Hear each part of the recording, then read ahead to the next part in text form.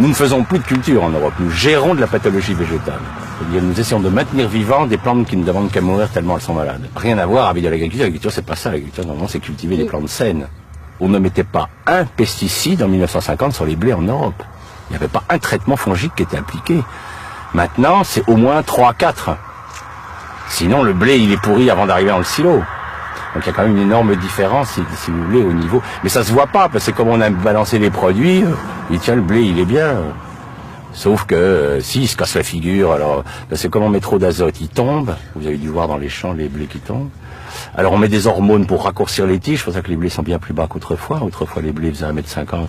Maintenant ils font 60 cm parce que on les raccourcit avec des hormones pour. Alors ces hormones faut avorter les arbres qu'il y a autour. Enfin c'est fait disparaître toute la flore parce que ça gêne la reproduction des dicotylédones. Enfin c'est un espèce de monde complètement strange quoi. Mais les gens le savent pas donc. Devant les champs. Autrefois les champs c'était plein de coquelicots, c'était il y avait plein d'autres espèces. Il y avait une biodiversité dans un pays comme la Hollande a déjà perdu 75% de toute sa flore. C'est une des flores les plus pauvres de la planète, la Hollande. Mais c'est intensifié au niveau agricole de façon incroyable. Tu l'as vu ton sol? Non? Ah, tu vois, c'est impressionnant. Hein, regarde-le. Ah non, on n'a pas été entendu, puisqu'on est avec Lydia, on a quitté l'INRA. On s'est mis à notre compte, puisque quand on a commencé à montrer que les sols mouraient biologiquement, on nous a demandé de nous taire. Donc on a quitté l'Institut et on s'est mis à notre compte, parce que on estimait que notre devoir de scientifique, c'était quand même d'alerter le monde agricole que la voie qui était choisie n'était pas la bonne ne permettrait pas de faire une agriculture pérenne. Il ne peut y avoir d'agriculture pérenne que si on est sur des sols vivants. Hein. Le sol abrite 80% de la biomasse vivante. Hein. Donc si vous tuez, on en a tué 90%, c'est qu'on est en train de tuer tout ce qui est à la source de la vie. C'est quand même les microbes qui nourrissent nos plantes, qui font que nos plantes sont saines, sont nutritifs pour nous. Alors que maintenant, les gens, nous sommes quand même dans la société la plus confortable de l'histoire de l'humanité et nos dépenses de sécurité sociale augmentent de 6% par an. Il y a quand même des questions à se poser, quoi. Est-ce que les gens sont si bien nourris que ça pour être aussi malades ?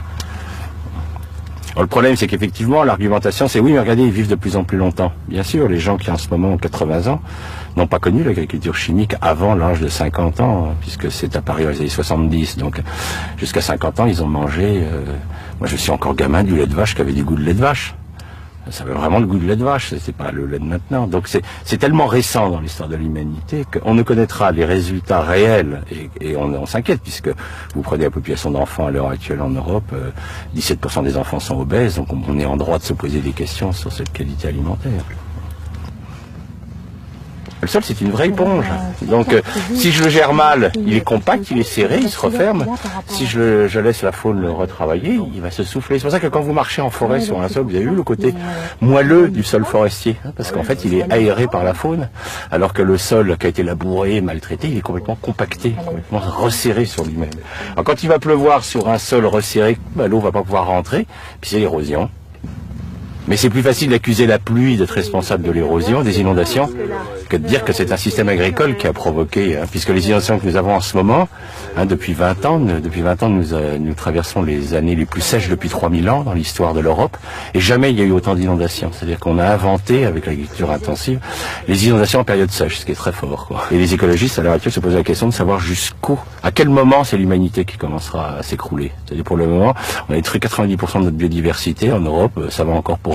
Donc les écologistes disent est-ce que c'est à 95% que le système va lâcher? Est-ce que c'est... On ne sait pas. La catastrophe du Crétacé est ridicule en comparaison de ce qui se passe en ce moment. Mais ça meurt, puis les gens attendent, disent peut-être qu'un jour on va voir quand ça va péter, quoi.